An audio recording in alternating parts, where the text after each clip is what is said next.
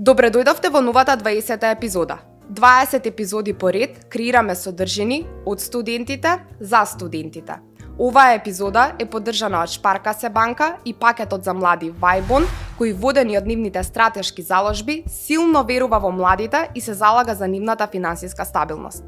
Денеска, план и цел ни е да навлеземе во светот на фитнесот и нутриционизмот, а на прашањата кои ќе бараме одговор, ќе ни помогне Матеј Марковски, кој што е студент на Факултетот за физичко образование, спорт и здравје. Но како примерно занимање, периодов е фитнес тренер и нутриционист.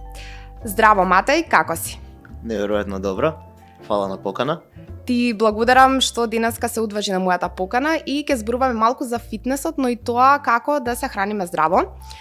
Најпрвин би да прашала првичното прашање, што беше пресудно и што те мотивираше да започнеш да се бавиш со фитнес и кога прв пат започна да вежбаш и како реши дека сакаш тоа што ќе го стекнеш или како знаење и односно самото фитнес искуство да го пренесеш на другите?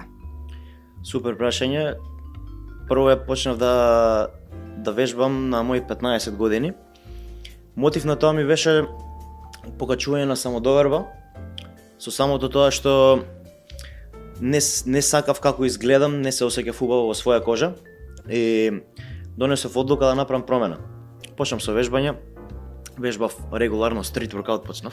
Пред да идам во било каква теретана, вежбав на шипки и само основно беше згибови, склекови, дипсови. Направив многу добра база и приметив дека многу луѓе, другари ме прашуваа за совети и делов како инспирација.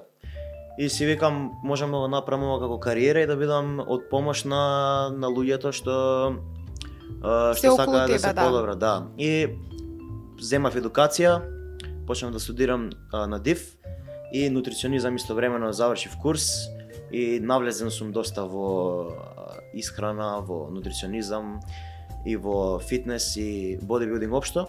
И со самото тоа гледам да ги инспирирам луѓето и да бидам идол, лидер. Така, пример.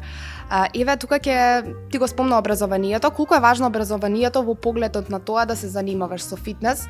Денеска можеме да видиме разни примери кои што, се занимаваат со фитнес, даваат совети, едукација, помагаат, држат тренинзи, но колку е важно најпрвин да се стекнеш со знаење, за да понатаму и тоа да го пренесеш, бидејќи без знаење и самото тоа, праксата, јас од таа гледна точка мислам дека не е доволна, корелација мора да прво и некое образование за да можеш на нешто да има основа. Дали е потребно образованието? Прво мора да имаш искуство, да стекнеш малце, да речам, малку пат да поминеш, да вежбаш, да пробуваш работи, различни рутини, различни видови на исхрана и сите тие работи да знаеш да ги споиш во едно. Исто така треба и да работиш со луѓе, од секаков тип на луѓе за да познаваш кај кого како ќе реагира, дали исхрана, дали тренинг, каков лајфстайл ченж да му направиш и тие работи. Затоа секој човек е различен и треба да има многу цврст темел на знаење и константно и секојдневно подобрување на едукација. Бидејќи фитнесот не е само една наука, туку се многу многу науки споени во едно. Така, го спомна тоа, дали денеска кога ќе дојде некој кај тебе на тренинг или сака ти да му бидеш персонален тренер, што е првото нешто што ќе да праша? Првото нешто што ќе ме праша е колку брзо може да постигнеме резултати. Тоа е најчестото прашање, претпоставувам. И ти што им одговараш? Ја им кажувам дека мора да направат промена и да гледаат долготрајно, за разлика од да биде нешто брзо и преку ноќ, што нема да може да го одржи. Затоа секогаш ги поттикнувам луѓето да гледаат долготрајно и да имаат подолга цел, да не биде месец, два, три. Може ќе направат добри резултати за толку краток период, ама после тоа имаат бърнаут или крешаут и не го постигнуваат тоа што го замислиле понатаму, се откажуваат. Што е круцијално во вежбањето? На пример, еден ден, односно еден тренинг во теретана, совладување на вежбите се подразбира дека е потребна самата форма да биде права, мислам на правилен начин да се изведува, но дали често треба и тие вежби кои што се прават во теретана, дали треба да се менуваат и како тренингот треба да се конципира? Да. Еден блок или еден циклус на специфичен тип на вежбање трае од 4 до 8-12 недели пред да се промени. Зависи која е целта, зависи каква адаптација имаме на самите вежби, дали ја знаеме формата, дали не ја знаеме формата. Сите тие работи се земаат во предвид, пред да се направи една програма и пред да внесеме некој во некој циклус и во некоја рутина. Многу е битно да се совладаат основите, тој што е понапреден, да има совладано и може да напредува подобро во некои вежби, тој што е почетник треба малку време да помине, да ги научи вежбите. После одреден период, телото се навикнува на дадена вежба. Му треба нов стимуланс. Стимулансот е стресот за мускулен раст и адаптација.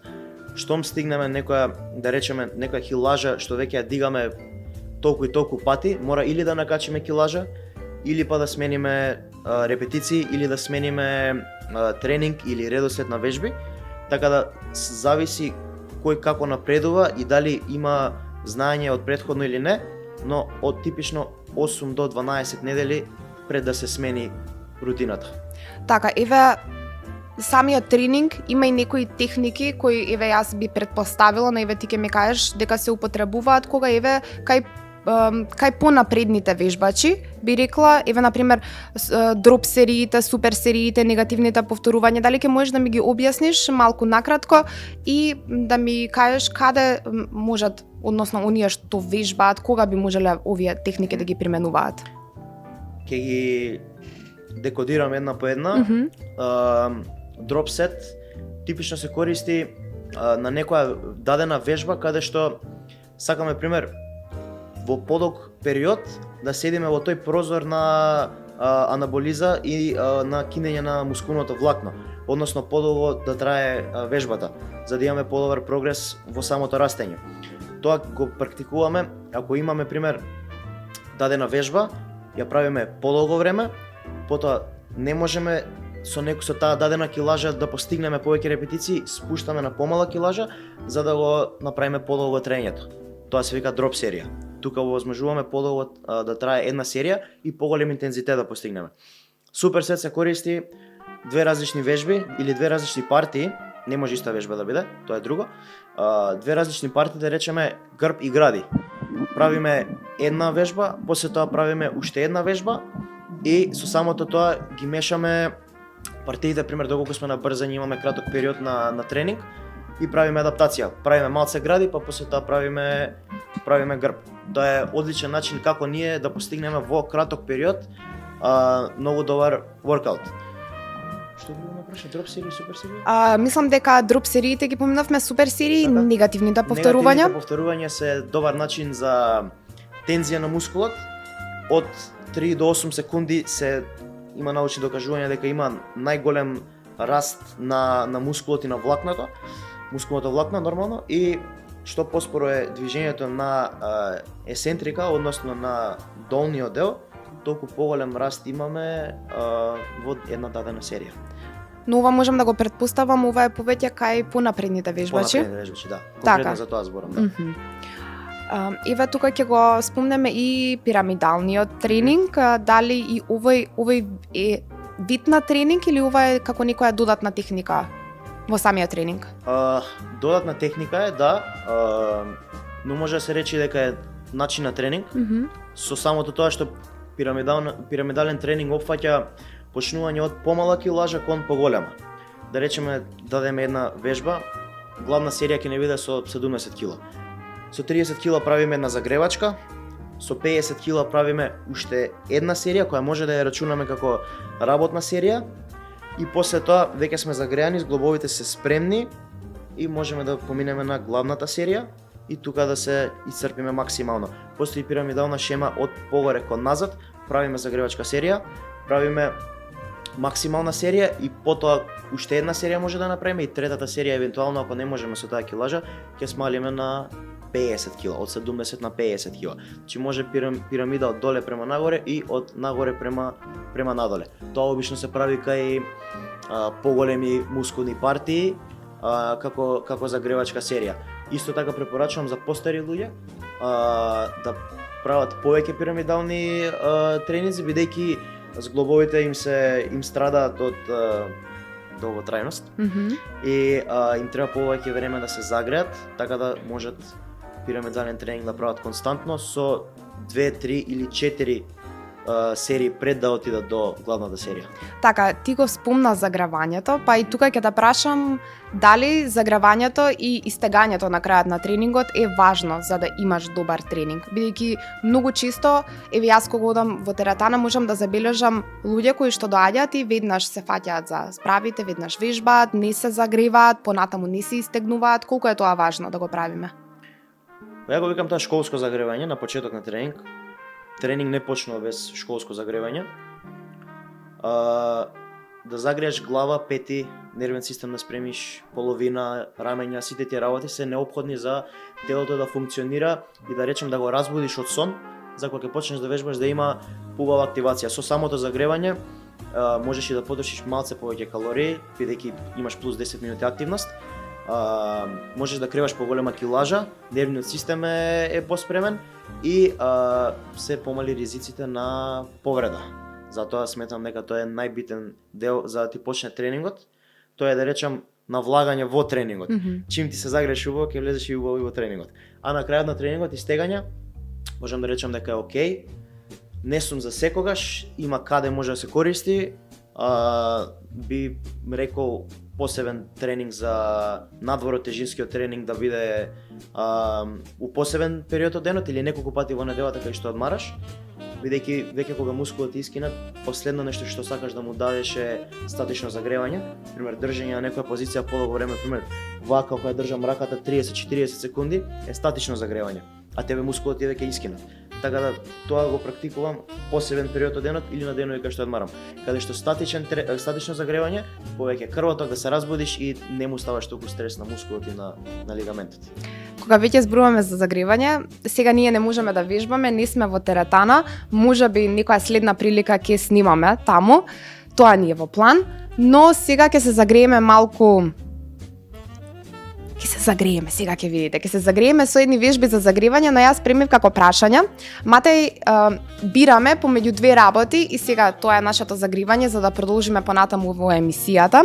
Првото нешто, дали е во ред загревањето, со ова што ќе ти го предложам, бидејќи не знаеш што ќе ти предложам, но предпоставуваш. Кардио или тежински тренинг? Тежински тренинг. Зошто тежински? За загревање? Не, кардио или тежински Тежински тренинг? тренинг. Значи, кардио го избегнуваш или? Не го избегнувам, мора да го правам. Не сме да се избегнува, све треба да биде подковано. Али тежинскиот тренинг го избираш, добро. Теретана или парк? Добро прашање. Теретана. Теретана, сепак теретана во парк не можеш. Ќе си издржаш, но нема да имаш што да криваш таму сигурно. Нема да имам пумпат. Да, добро, во ред. Скват или дедлифт? Дедлифт. Зошто? Дедлифт, бидејќи можам по-голема килажа да кревам, а скватот ми е малце ризичен, поризичен, би рекол дека ми е скватот од дедлифтот. Ама двете се вежби што треба да се имаат. Некоја варијација барем, некоја варијација од тие две. Мислам дека овие две вежби се едни од оние основните што мислам дека сите делови од телото всушност и се активираат кога се прават. Утрински или ноќен тренинг? Ноќен тренинг поради обврски утрински. Сега не те разбрав. Утрински или ноќен? Утрински. Утрински, а ноќен кога имаш обврски? Ноќен кога имам, не, ноќен ми е поубаво, повеќе енергија имам, повеќе сум јаден, можам да јадам 4 пати пред ноќен тренинг. Утрински тренинг за да завршам, бидејќи после тоа имам обврски. А вака што е препорачливо, дали утринскиот или ноќниот? Па зависи, секој човек има различен биоритам, има различна адаптација, зависи. Ако е сега некој обезбедување трета смена, нели, не можеш да му речеш на сабајле да вежба, ќе му речеш навечер. Така, го спомна јадењето, ужина пред тренинг или обилен оброк пред тренинг? Обилен оброк. Обилен оброк, па после тоа ужина. Ја мислам така би било идеално. Ама ако би требало едно да изберам, брзи хидрати, ужина. А тоа колку време би било пред тренинг? Максимално. Ако е обилно јадење, 2 до 3 часа за да има доволно време да се дигестира целата храна. Ако е нешто побрзо како банана или како ризови галетни, нешто тој фазон, може 20 до 30 минути. Добро, кат или булк? Кат. Кат, добро. Ден за нозе или ден за горен дел на тело, ова не мора да го прашувам. Ова мислам дека знаев. А женските ке кажат сигурно долен дел на тело, бидејќи само тоа вежбаат. Стомак, да. Да.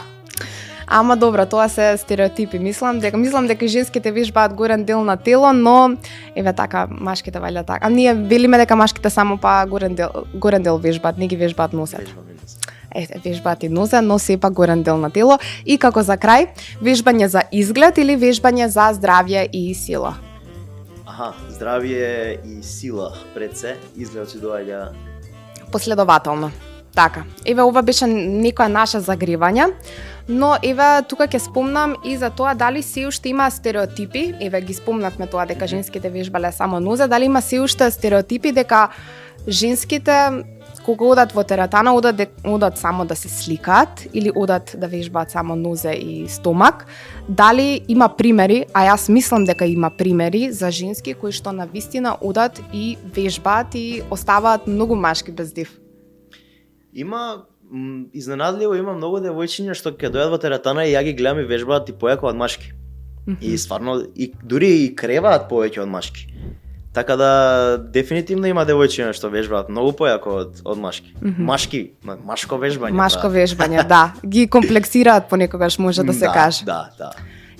Женските. Јаки сте. Така е. Ама јас себе не можам да се ставам у таа категорија, но поздрав до сите женски кои што навистина вежбаат. Но и оние што не вежбаат да ги мотивираат. Оние што вежбаат, оние што не вежбаат. Мислам дека се разбравме. Еве ќе направиме една разлика меѓу самиот фитнес, односно кросфит и фитнес. Кросфит сигурно произлегува од фитнес, но еве ти повеќе ќе ни кажеш на таа тема. Главна разлика фитнес и кросфит е тоа што кросфит е поинтензивен, повеќе калории би рекол дека би потрошил во еден даден тренинг. И има многу различни видови на вежби каде што примерен фокус е експлозивност и движење. Каде што во теретана или фитнес тренинг би бил повеќе градење мускулатура и подолги одмори. Каде што во кросфитот тоа е скроз спротивно. Пократки одмори, по интензивни, не би рекол интензивни вежби, повеќе интензивни вежби би рекол во теретана, пошто се поголеми килажи, ама усмисла на експлозивност и една потрошувачка во некој даден тренинг би рекол кросфитот, дека би бил посупериорен. А како поубав тренинг и како за изглед и за сила, дефинитивно би го рекол теретанскиот тренинг. Или калистеника, фитнес општо. Дали е точно дека исхраната е круцијална за фитнесот и дека без квалитетна храна, односно да имаме доволно знаење за микро-макронутриентите, дека не можат да се постигнат вистински резултати. Еве како ти првично, бидејќи спомна дека си, еве јас спомна во најавата дека си нутриционист, на страна на тоа што си фитнес тренер, како го стекна ти првичното знаење во тоа поле? Се учи со мерење на калории и читање на храната позади што пишува. Тоа е најбитно од све. Више компјутерски знам што и како има и колку има стекот, колку протеини има, колку хидрати има и 95% од храната више така ја познавам. Постојат апликации за мерење, пример MyFitness па ја се користам. И се мерат калории, макроси и микронутриенти, се пази на внесот, што се не само битни за растот на мускулот, туку исто така се многу битни и за и општо функционирање. Кардиоваскуларен систем, за срце, за мозок, за енергија и за сите функции секојдневни функции што ги имаме и за здравјето. Така да битно е, си има своја улога и мислам дека секој треба да навлезе во тоа. Дури сега имаат апликација каде што го сликаш едењето и ако те мрзи, го сликаш едењето и самата апликација ти мери колку калории има и протеини, масти, хидрати. Така да до толку сме веќе напреднати. Да, напреднати. Јас тоа сакав да го спомнам, бидејќи многу луѓе кога ќе навлезат во фитнес светот, тие мислат ова е премногу истоштувачки, јас сега треба да бројам макро па микро, па треба да бројам протеини, па јаглехидрати, што е ова, јас ќе се откажам. Има многу луѓе кои што тоа навистина има голем притисок, но еве како што ти рече, со текот на времето тоа преминува во некоја навика и веќе од прилика знаеш кое јадење колку калории може да содржи. Да, точно. Но еве во делот не ми одговори на тоа дали имаш некој курс додатен за нутриционизам кој што го имаш совладано или? Да, паралелно со студирање на ДИФ, што сакам да го завршам и да ми биде како главна едукација, имам завршено курс за нутриционизам под ISSA или ISSA на македонски. Тоа е америчка организација која е должна за најголемите, не речам, успеси околу тие предели за храна, за фитнес и е доста признаена ширум светот. Таа ми е едукацијата и околу тоа сум заангажиран, да. Така. Еве ќе преидеме на митовите, дали секојдневно слушаш митови за фитнес и дали тие митови што се за фитнес понекогаш се и небулузни да ги наречеме, еве така. Да. Многу митови има што луѓе уште веруваат во нив, во 21-виот век сме, ама веруваат луѓе. Протеинот не е хемија, протеинот е суплемент. Исто така, протеинот нема бубрегот да го оштети, верува дека бубрегот може да се оштети. Креатинот исто не го оштетува бубрегот, освен ако не пиеш вода. Така да сите работи што ги има како митови или правење повеќе репетиции кога се чистиш во фаза на чистење. Демек повеќе репетиции ти е за тонирање на телото, за исцртување на телото. Не постои исцртување на телото, постои губење на маста и градење мускулатура. Просто и едноставно. Тие се неколку митови така што би сакал да ги тргнам и луѓе што слушаат да не веруваат во тоа. Да не веруваат, пошто се само митови. Така, еве, кога станува збор за суплементите, ти мислам дека ми ја зема мислата, затоа што јас сакав да го спомнам тоа за протеинот, што е навистина табу и ден денеска, а не би требало да е така. Еве, за суплементите, кога станува збор, кои се оние најважните кои што треба да ги внесуваме и што еве според тебе ти би предложил? Суплементација и витамини, треба да се внесува протеин и креатин се, да речем, најосновните, сите ги знаеме. Кога доаѓа околу витамини, витамин С, витамин Д, исто така омега треба да се внесува. Во зимен период витамин Д мора да се внесува и да се појача. Цинкот би го ставил, магнезиумот би го ставил и мултивитаминот кажав. Горе-доле тие би ги ставил како во секое нормално функционално човечко тело, не само што вежба, туку во секојдневието. Така, еве, а кога може да почнат еве луѓето кои што првпат ќе почнат да вежбаат, кога ќе може да пристапат еве кон протеинот, кон креатинот? Можат одма да почнат. Ништо не ги спречува. Све зависи колку се, да речем, во можност да си дозволат. Може уште од првиот ден да се искористи тоа. Така да нема тука правила. Така ги спомнавме, сега одиме во делот на сонот. Дали мислиш дека квалитетниот сон е важен и дали ако немаш доволен сон, немаш доволно спиено, не можеш да издржиш тренинг? Или можеш? Така, убаво што го поставува прашање, мислам дека многу луѓе го скокаат овој дел и го забораваат, мислат дека ќе вежбам јако, ќе јадам јако и јас ќе бидам Арнолд Шварценегер за 5 месеци. Уствари, ако тие 5 месеци не спиеш како што треба, ќе направиш резултати, ама нема да го имаш тој ефект што би го постигнал. Има 3 фази во сонот: REM sleep, deep sleep и нормално спиење.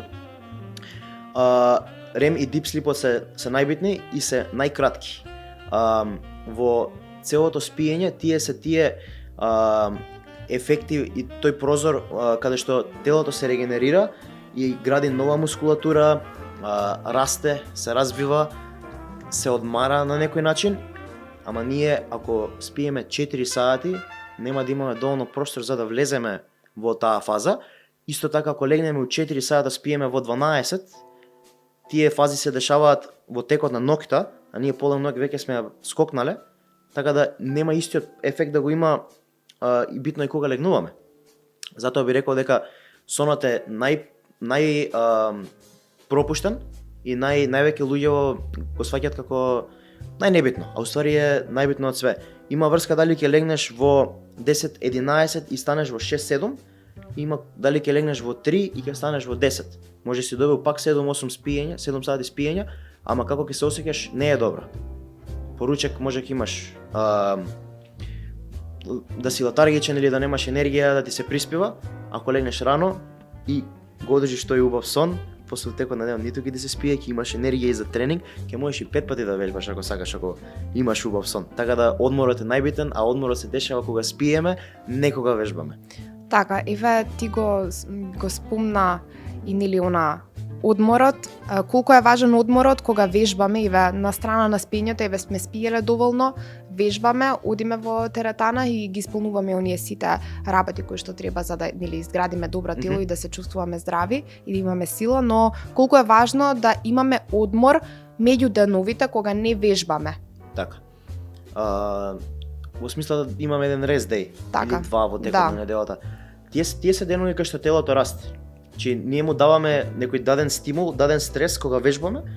Во текот на тие денови кај што одмараме, тогаш се дешава растот на мускулот и сите други работи се нормализираат. Така да би рекол дека колку е битно и тренингот, толку е битен и да се има 1, 2, 3 дена во неделата кај што ќе се одмара и или да се посети кафана, нели? Така, кафана или ќе го спомнеме cheat day-от. Cheat day или кај многу ми напознат кај вежбачите, тогаш кога можеме да јадеме се што сакаме, но кога е тој cheat day и дали тој cheat day треба навистина да се искористи максимално и да се јаде висококалорична храна, да се јадат сладки, дали тоа е некаков шок на организмот или понекогаш можете да си дозволиме и нема некоја промена или разлика да се направи. Ќе навлезам малку у тоа. Спроба да дадам една интересна приказна. Сега кога беше Великден за празникот, изедов многу месо. Не направив ја cheat meal, ама изедов многу месо и пиев Кока-кола зеро, ама и пиев и малку Кока-кола кога немаше зеро, пиев обично. И ме јадеше совеста некоја грижа и отидов направив тренинг. Не работеше теретаната, отидов во природа вежбав. Така да нема тука cheat day, нема тука кратење на пат. Значи секој ден 365 дена во годината, 24/7, тоа е менталитетот за успех, што ја го викам. Значи мора да се држи до рутината и до дисциплината. Не значи дека ако 6 дена си имал многу добра недела и се 7-миот ден треба да одиш sa бајлето да јадеш вафла, поручек да излезеш во кафана и вечерта да пиеш и да не знаеш кај гледаш. Тие калории што си ги потрошил ги враќаш во еден ден и еден ден може да ти биде make or break, така да и баш кај се понеделникот ќе се опуштиш пак, пошто доаѓаш од опуштен ден. Затоа држиш се цело време у форма, држиш се цело време остар и успехот ти е загарантиран. Ако еднаш ка сакаш да земеш благо или некој cheat meal да си направиш, можеш, ама не тоа да го практикуваш на секој 2-3 дена, тука луѓето грешат. Јас сакав да те прашам во тој дел, бидејќи јас сум гледала многу фитнес инфлуенсери, особено оние познатите, кога еве на пример или влогери кога се снимаат, тие од сабајле до вечер, тој ден им е cheat day и тие јадат, мислам дека над 10.000 калории, не знам до каква бројка стигнуваат на калории, но тоа се навистина оформени луѓе кои што долги години вежбаат. Дали мислиш дека тоа е нормално или тоа е некој маркетинг да ги привлече да ги гледаат? Види, штом ти направиш многу јака база, солидна база, можеш да си дозволиш да јадеш повеќе отколку што некој нема солидна база. Значи, чим имаш ти поголема мускулатура и си активен со години, метаболизмот ти функционира и имаш здраво тело, ја можам да избегам со 5000 калории cheat day и да не ми биде ништо, за разлика од некој што не вежба и да изеде 2800 калории и онда изгледа подебел од мене следниот ден. Ама треба време и база да се направи. Тие што прават такви денови, најчесто се маркетинг трикови, го покажуваат само тој период од денот, краткиот период, не ја покажуваат целата слика и не можеме ние да знаеме стварно дали се 10.000 калории или не. Може ќе си дозволат еднашка во 5 месеци да речеме, или после надпревар има се такмичи некој и после тоа сака да си дозволи малце допамин да има, ќе си дозволи да јаде и тоа е тоа. мада 10.000 калории да ги јадеш како cheat meal и како cheat day, прво как ги ставиш калориите? Така, они тоа не го Маркетиншки трик е тоа. Они тоа не го покажуваат, но јас сум гледала такви видеа. Ако најдам некои такви видеа, ќе ги ставам доле во описот на видеото. Но еве ги спомнавме самите инфлуенсери, влогери. Тука можам да кажам дека и така на некој начин заработуваат со тоа што го представуваат нивниот лајфстайл на социјалните мрежи, но еве конкретно дали за да си тренер во денешно време мора да си инфлуенсер? Па, јас лично не би се сметал за инфлуенсер. Така да одговорот би ми бил не. Иако гледам да инспирирам луѓе и да бидам мотиватор и човек кај што луѓе може да видат и да си речат да, мате ме поттикна да направам промена и си го сменив животот и тие убави работи да ги слушнам, пак не би се ставил категорија на инфлуенсер, бидејќи имам поголема цел отколку да постирам работи и да правам пари од тоа. Целта ми е да можам да помогнам и да инспирирам и да си ја покажам мојата страна.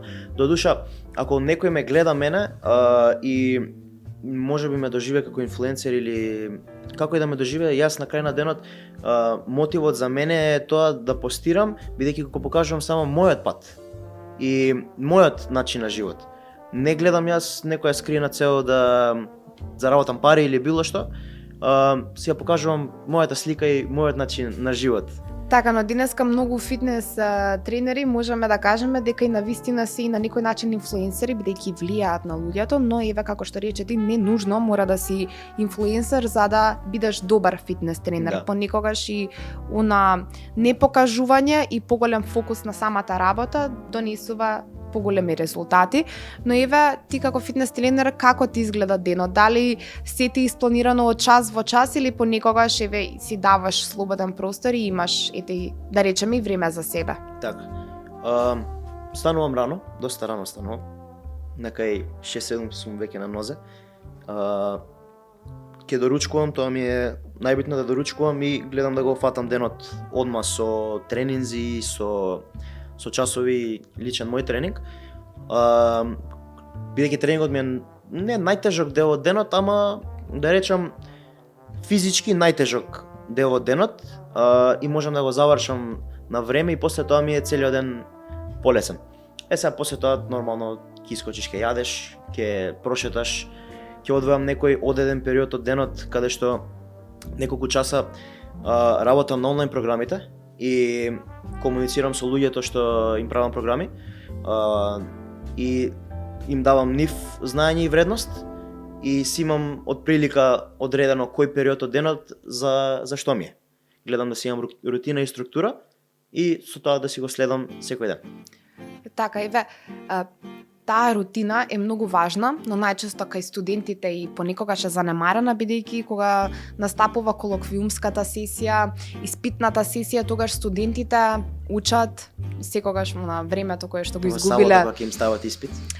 Па да, и во сабота, но кога веќе не учеле на време и кога ќе дојде тој период, седат сите дома, поминуваат можеби 12 часа на врз книга, седат на лаптоп во зависност од тоа што студираат. Колку е важно тогаш да можат да бидат, например, малку да се растегнат, да направат некои вежби и како може и што може да направат првично кога се, например, дома и учат. Дали може, еве, например, некој совет да дадеш на нас студентите кои што седиме така над книга некогаш и по 12 часа? Да, за ментално здравје е многу битно да направиш тренинг, бидејќи во тие 12 часовни сесии каде што они учат, многу се оптеретуваат психички. И би рекол, на сабајле ако направиш пола сат, 45 минути тренинг, може и дома да или теретана, зависи кој како има време, може да ти даде ментален буст за текот на денот да имаш повеќе енергија и поголем фокус и да си поалертен. Или па да се учи 5-6 сати, мини пауза да се направи, некој тренинг ситен, се избања, да се рефрешира и да се врати пак на тоа. И не би препорачал да прават премногу интензивни тренинзи, бидејќи ако прават премногу интензивни тренинзи нема да имаат ментален фокус, ќе им падне концентрацијата ќе им падне и затоа би рекол помал тренинг каде што ќе се опуштиш, ќе се смириш, ќе бидеш зен и после тоа се рефрешираш и можеш пак да се вратиш на учење. Ти го спомна и самото психолошко здравје, колку е тоа важно и како е во корелација со физичкото здравје? Од секој аспект, од самодоверба до почит, до како се осеќаш, каква енергија имаш, каква енергија придаваш на луѓето околу себе, сите тие работи се поврзани со вежбањето и нема подобро чувство откако ќе извежбаш и ќе се видиш во огледало и знаеш дека си вежбал, си направил прогрес и дека си заслужил нешто. Кога ќе направиш убаво тело, се видиш во огледало, знаеш дека ти си го направил, никоја цена не може да го купи, нема пари што може да го купат тоа. И јас сум должен за тој успех и самата таа долготрајна заслуга ти дава некоја самодоверба и некоја благодарност, сатисфакција, да. Така, еве, уште еден совет, што би им препорачал на студентите кои, еве, ти ги спомна за оние кои што, например, би вежбале, би одвоиле малку време, но што е со оние студенти кои што цело време мислам дека зборуваат, еве, јас понекогаш сум зборувала така, имам многу обврски и навистина не можам да одвојам време да вежбам. Дали имаат време всушност, но не го користат правилно? Тоа е одбранен механизам на самиот човек за да не се соочи дека стварно има време, секој има време да извежба 3 пати во неделата, викенд, сабота и недела можеш да извежбаш и да среда и понеделник и петок можеш да извежбаш 30-40 минути, никој не му бега. Да земеш тоа склеко и да направиш е тренинг по самото свое. Така да, како има луѓе што и вежбаат, и се набилдани, и се здрави, и пратат калории, и искачат, и учат, па Значи, зимаат стипендија и пак така, значи има некој се може да се постигне, само ако се сака. организација. Така, добра организација, дали користиш нешто, дали запишуваш цело време со таа организација или се е умствено? Како, што ти помага? Па како викаат, глуп човек памти, паметен човек запишува. Така, добро, значи го добив одговорот. Матеј, ти благодарам денеска што беше мој гостин. Мислам дека накратко опфативме многу теми за спортот и здравјето, односно за самиот фитнес.